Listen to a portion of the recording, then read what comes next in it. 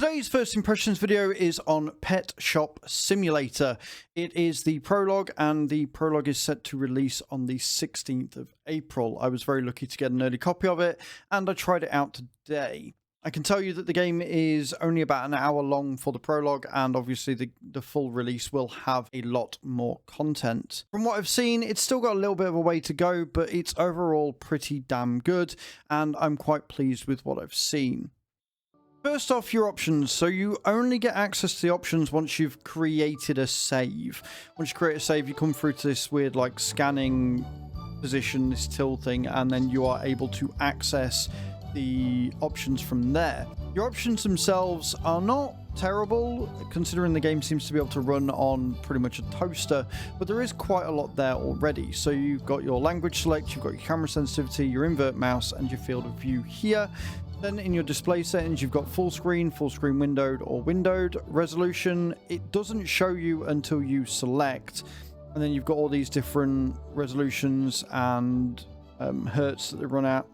It does default to 1920 by 1080 at 60 hertz, which is good. Then you've got your VSync on or off. It is on by default. And then you've got AA on or off. You've got texture quality, which again only shows you what you've got it selected as once you click on it. I hope this changes for the full game because it can be a little bit confusing. You've got your draw distance, your shadow quality, again, same thing. It does set it to high as default, but it doesn't show you here. It just says select. I really would like it if it showed you what setting you had it on, and then your shadow distance. Your music, you have your master music, your effects, and your music as well. The music's quite nice, but it is rather loud in your ear hole because it does start it at full by default. It doesn't matter if you change this. The second you start a new save, which on the Prologue you're going to be doing quite a lot if you go through multiple playthroughs, you have to reset this up. I don't know why there isn't a general options menu, why it's got to be per save. I'm not really a fan of that. And then finally your key settings. So you've got all your different things. You've got your switches, your buy modes, etc. So you can go in and see what's going on with your build and stuff like that. It does seem to be rebindable, and I've got to say that by default is pretty damn good. Not a bad options menu overall, very graphically pleasing. It does look like this is sort of aimed towards maybe a younger audience, or an audience that is prompted more by visuals than it is by text. It's pretty good. It could do it with a few tweaks here or there, but overall I'm pretty impressed. And here is the game. It starts you with $20,000. It starts you at 11 o'clock, and you have this tutorial guy here. Hi. You interact with him, and you get this lot of dialect as you continue and go through the tutorial. What I will say is that there are a lot of extra stops and bits that you have to do for the tutorial that maybe aren't required, and then the bits that you need later on for like the tills and stuff, if you want to do that yourself, aren't that well explained, and it's a lot of text, so it kind of goes against itself. For example, it'll tell you to go over here, and then he literally moves 2 steps over instead of just, I don't know, maybe panning the camera across to show you. So the tutorial tells you what you need to do, but it does tell you in maybe more steps than is possibly necessary. Okay, we got rid of him. So there are a number of things that you can do, and there's a number of things that you can't do, and there are some things that are going to be available that aren't in the Prologue.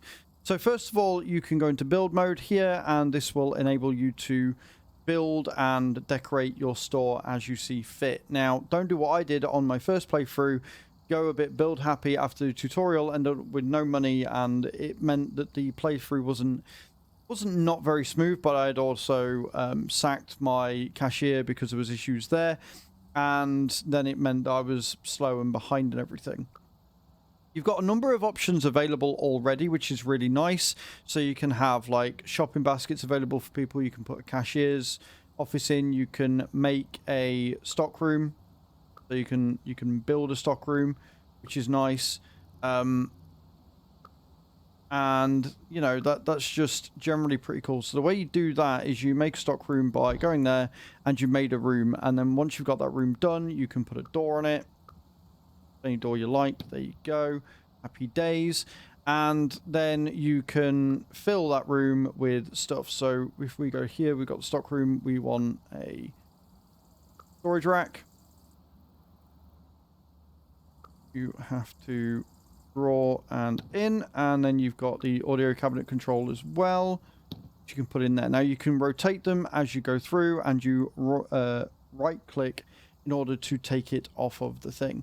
And this is how you build your entire store up. Once that's done, people will start to come in. There are a few things that the tutorial doesn't tell you that you should probably take into consideration. Namely, when you're on the retail shop floor, you are going to want to get yourself some anti-theft gates. You are going to need these. They are going to be hella important because people will try and steal stuff, including the animals you are trying to sell. Interestingly enough, if you don't catch them, they just drive off with them and that's it. If you do catch them, you can accuse them, and if you accuse the right person and will give you the money for the thing they stole, the police will come and take them away. You are obviously going to need a checkout as well. That is going to be somewhat important, and you're going to want that facing that way. Interestingly enough, when you are sat at the cashier desk, it is a little bit off-putting because you can't see over it. So you've got to be a bit careful with where you put things. So here, look, we're going to put some traditional racking down here. Like so. And some traditional shelving here as well. Either side. And then we're going to want to put in some of the pens. So you get the enclosure to start with. You get a bunny enclosure. You're not going to want too many of these because they do cost a hell of a lot. And also you're going to then need to have enough money to stock them, right? So you're going to want a couple. You get bunnies with the Prologue, you get hamsters, and you get fish tanks, which is kind of cool. I'm not going to lie. Like, it's kind of cool that you've got fish tanks and stuff straight away. And the fish and the guinea pig are obviously a lot cheaper than... or the hamster, sorry, I keep saying guinea pig, but the hamster and the fish are cheaper than the rabbits to stock up. Once you've got it all set up, you can then go back to the shop. Now, the shop opens, or is able to be open from... shop's able to be open from 8 in the morning until 4 in the afternoon. And then weirdly, you have to skip forward time, but it only skips it till 7. So you kind of sat there for an hour, especially if you've done everything at the end of the day, just sort of waiting for it to do its thing. Once you come out of that, you've come in here and your shop is ready to go, and then you can fill it with stuff. So the way you fill it is you go here and you can buy an animal and put it in, and then you've got to keep an eye on it. You've got to clean out the cage. You've got to pet it, keep it happy, and... all is good and well with the world. You can also order things. So say you want to order some dog food or cat food, you press the tab, you pull it up, and then you order how many you want. The tutorial only tells you to order one item, which is a little silly, but here we are. So we're going to order 11 and we're going to order it. And then what you've got to do is you've got to wait for the delivery truck to come down. He will drive here, he will drop it here, and then you put it into the warehouse. Then you use a scanner to put it onto the wall, and the scanner does have a lot of different modes. Again, the tutorial doesn't tell you this, you kind of just left to figure it out on your own. So you can set the doorbell to a different tune, you can lock things, and you can set the customer to customize the assortment in the store. There are some decorations as well. Most of them tend to be vents and stuff, which increase the amount of people that are going to come in. And then the biggest problem you've got is that the customers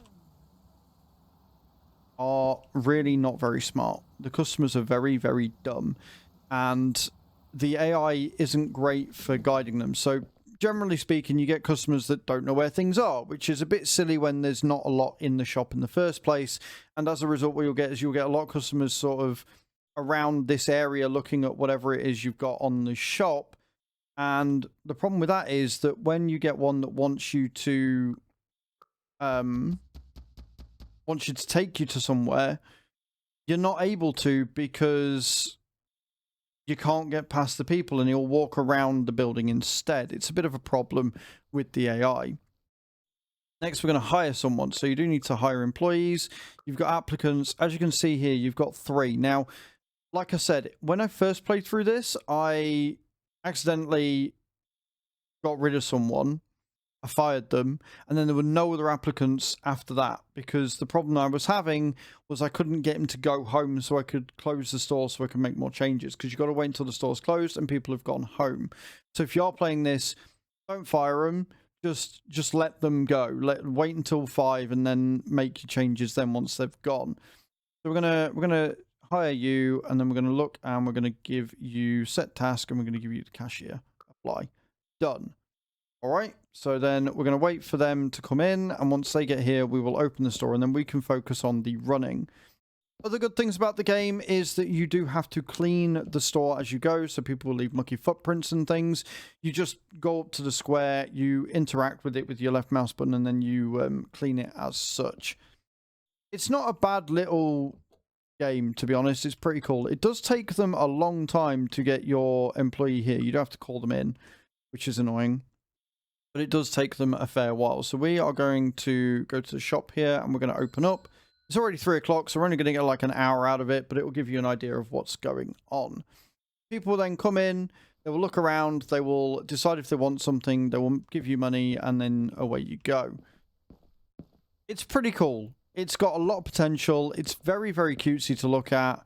As you can see, you get lots of staff members that come in, and they, go around, and you've got lots of different employees around, right? You've got lots of different things that you can do. I think this game's got a lot of potential to be really, really good. Obviously, we don't know when it's going to be fully released, so there's still lots of time for subject to change and them to fix things and work out bugs.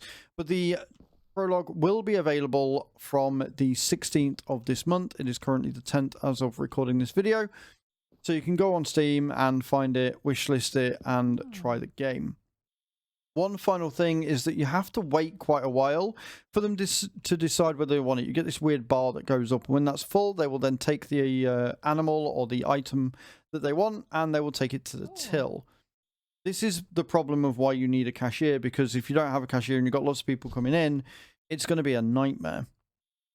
But thank you very much for watching, guys, and I hope to see you all in the next video. Ciao, ciao.